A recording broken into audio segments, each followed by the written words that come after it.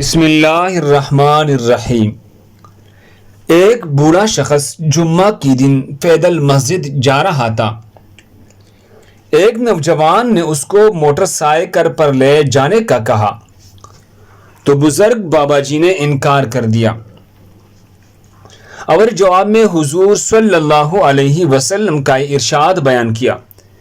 اوس ابن اوس رضی اللہ عنہ کہتے ہیں کہ رسول اللہ صلی اللہ علیہ وسلم نے فرمایا، جس نے جمعہ کے دن غسل کیا اور غسل کرایا اور سویرے پہنچا، شروع سے خطبہ میں شریک رہا، امام کے قریب بیٹھا اور غور سے خطبہ سنا اور خاموش رہا، تو اسے اس کی ہر قدم کے بدلے 1 سال کے روزے اور رات کے قیام کا ثواب ملے گا۔ اللہ ہم سب کو اس پر عمل کرنے کی توفیق عطا فرمائے۔